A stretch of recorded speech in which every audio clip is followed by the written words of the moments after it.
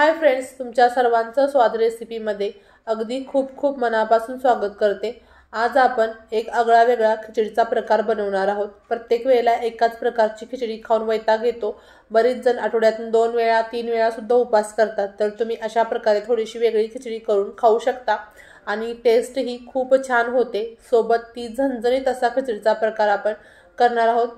तर हरियाली खिचडी आपण बनवणार आहोत। तर त्यासाठी आपण शाबू घ्यायचा आहे आणि शक्यतो असा प्रयत्न करायचा आहे की रात्रभर आपण शाबू भिजवायचा आहे। बऱ्याच वेळेला म्हणतात की 2 तास भिजवा 3 तास भिजवा, पण तसं काही नाही।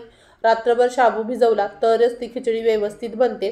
मी शाबूच्या वरती पाणी येईल इतकं पाणी घेतलेलं आहे आणि हे रात्रभर भिजवून दिलं। दुसऱ्या दिवशी तुम्ही बघू शकता शाबू खूप छान पद्धतीने भिजलेला आहे। हातामध्ये घेतला क्रश केला तर एकदम तो बारीक होतोय।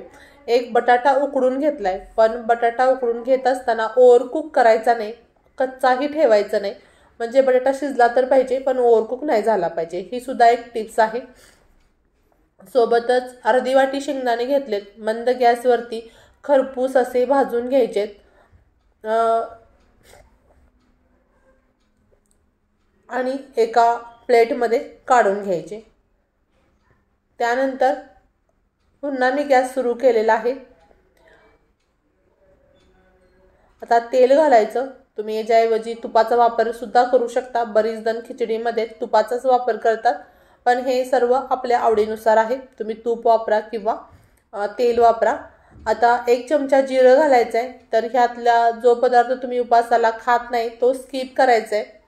त्यानंतर एक बटाटा मी चिरून घेतलेला आहे आणि सर्व छान परतून घ्यायचं, जिरं आणि बटाटा। त्यानंतर शेंगदाणे जे आपण भाजून घेतले होते ते सुद्धा आपण त्या कढईमध्ये टाकायचे आहेत आणि सर्व व्यवस्थित परतून घ्यायचे।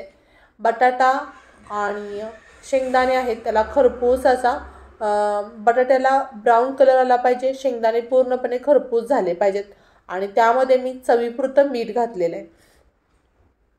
आता ही तयारी आपण करतोय तोपर्यंत बाजूला आपण कोथिंबीर घ्यायची, त्यामध्ये हिरव्या मिरच्या घालायच्या। तर हिरवी मिरची आपल्या आवडीनुसार आपण घालायची आहे आणि त्यानंतर एक मी बर्फचा क्यूब टाकलेला आहे आणि हे सर्व छान असं बारीक करून घेतले। आता तुम्ही बघू शकता आपले जे बटाटा आहे तो गोल्डन ब्राऊन कलर त्याला आलेला आहे। शेंगदाणे सुद्धा खूप क्रिस्पी झालेत, तुम्ही स्क्रीनवर बघू शकता। आता आपण बटाट्याचा कलर खूप छान आलाय।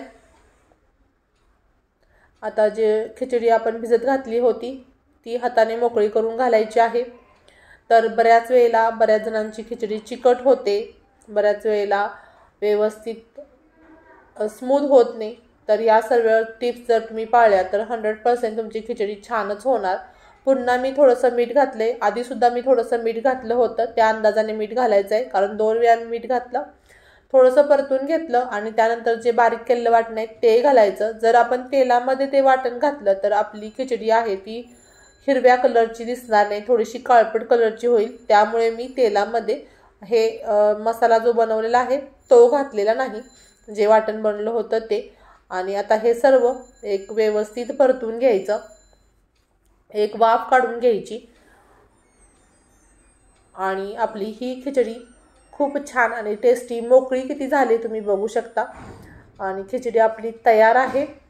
जर प्रथमच तुम्ही माझे व्हिडिओ पाहत असाल तर चॅनलला सबस्क्राईब करायचं आहे, जेणेकरून नवीन येणाऱ्या व्हिडिओचे नोटिफिकेशन तुम्हाला मिळेल।